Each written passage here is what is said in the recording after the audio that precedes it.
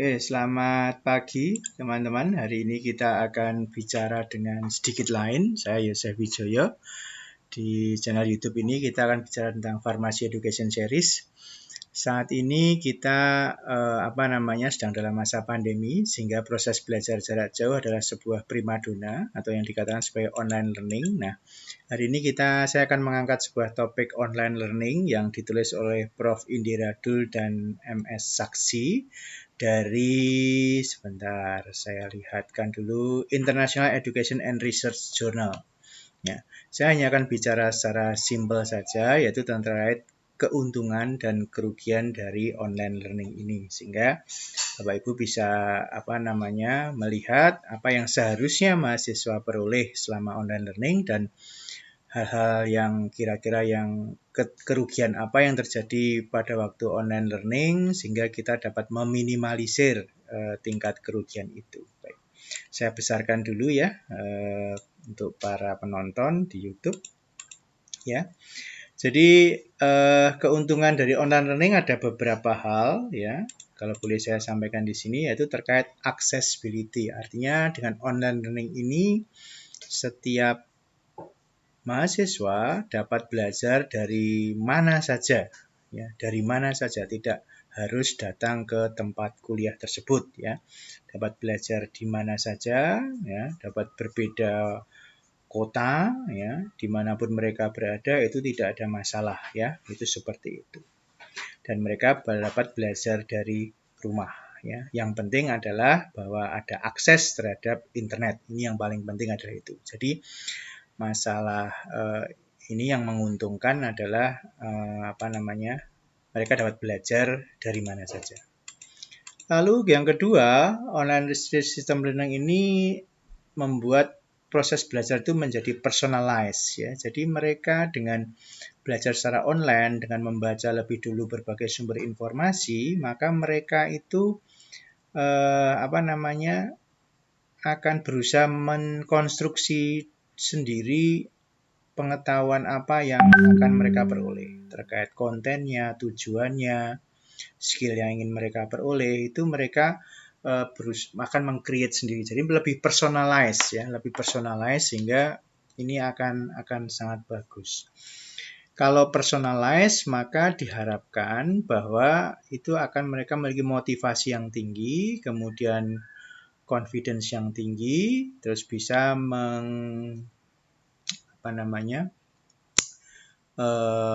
mengurangi barrier-barrier yang mungkin terjadi ya.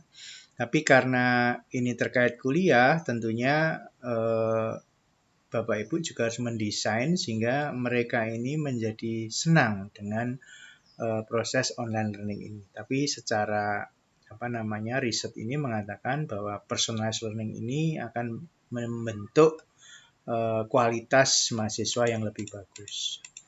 Lalu yang ketiga yaitu efektif dalam meningkatkan kemampuan kognitif. Ya. Jadi karena apa? Karena mahasiswa akan mendapatkan informasi yang sifatnya unlimited. Banyak sekali yang bisa diakses, ya. Jadi dan juga selain dari Bapak Ibu sendiri yang memberikan misalnya rambu-rambu pustaka, referensi ataupun soal pemicu, mereka juga bisa mencari pembanding di tempat lain. Nah, inilah yang menyebabkan terjadinya peningkatan kemampuan kognitif dari mahasiswa tersebut. Lalu berikutnya lebih murah ya, karena tidak perlu datang ke tempat ya. Tidak perlu membawa buku yang tebal karena asal bukunya itu tersedia atau disampaikan di mana harus mendownloadnya, itu semua bisa dilakukan dalam ini ya, asal mereka memiliki akses ya. Terus bisa juga mempromot research di sini ya. Jadi mungkin ini yang bisa melakukan karena mereka banyak membaca, mungkin mereka akan bisa membuat mini-mini paper yang mungkin berasal dari bacaan-bacaan mereka selama mereka melakukan studi. Nah, bacaan-bacaan ini misalnya ada 5 atau 10 yang bisa mereka analisis sehingga mereka bisa memicu mereka untuk melakukan riset ilmiah dalam skala yang lebih kecil. Lalu mereka membutuhkan komputer, jelas mereka membutuhkan skill komputer, tapi saya rasa anak-anak milenial sekarang tidak perlu dikhawatirkan terkait itu karena mereka mungkin lebih jago dari kita dosen-dosennya yang memberikan online learning. Lalu equal opportunity to all artinya apa?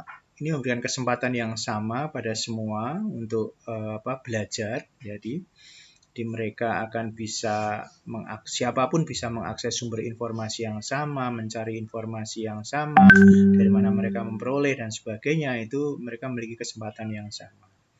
Lalu self-pacing artinya mereka orang belajar itu punya banyak perbedaan ya. Tidak bisa ada seorang yang langsung paham sekali pertemuan, tapi ada yang butuh paham setelah pertemuan ketiga atau keempat. Karena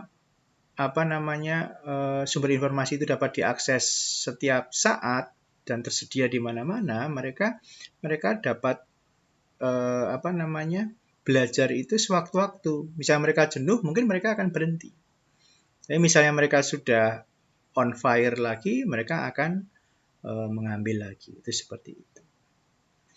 Lalu ini terkait globalisasi, jadi new teknologi akan membuat jarak itu semakin dekat, ya, semakin dekat, sehingga kita bisa mempelajari banyak hal, ya, misalnya kita akan menyoroti misalnya terkait dengan online farmasi, bagaimana online farmasi di Indonesia, bagaimana di Eropa, bagaimana di Amerika, itu kita bisa melihat sehingga kita bisa langsung membandingkan bagaimana apa yang terjadi di sana. Jadi ini salah satu keuntungan dari online learning adalah seperti itu. Lalu kerugian atau ketidakuntungan dari online learning itu apa? Pertama, komunikasi yang buruk, ya. Jadi mahasiswa pun atau semua murid pasti ada keinginan untuk bertemu, ya, untuk bertemu face to face itu masih menjadi primadona, sehingga online learning ini juga membawa sebuah hal yang tidak menguntungkan, yaitu komunikasi yang buruk karena kontak kita hanya melalui layar dan kita tidak bisa melihat ekspresi, melihat gestur dari dosennya atau mahasiswanya, sehingga di sini komunikasi ini lebih terlihat dari sisi verbalnya saja. Ini juga hal yang kurang menguntungkan di sini. Ya. Merasa terisolasi, ya, kita bisa belajar sendirian di rumah ini. Itu juga ngomong sendiri di depan laptop atau bertanya sendiri di depan laptop. Seperti saya sekarang sebagai dosen, saya juga ngomong sendiri. Ini kayaknya memang terisolasi, ya. Jadi rasa terisolasi ini juga menyebabkan suatu hal yang tidak menyenangkan sehingga mereka bisa akan bosan dan dosen pun juga akan bisa bosan. Kemudian lack of motivation. Ya, lack of motivation itu artinya apa? Bisa jadi karena tidak ada tuntutan untuk pergi ke kampus jam 7 atau jam berapapun, sehingga mungkin melakukan persiapan kuliah itu juga habis bangun tidur. Mungkin belum mandi, belum persiapan apa-apa, langsung buka laptop, mendengarkan atau mengerjakan tugas.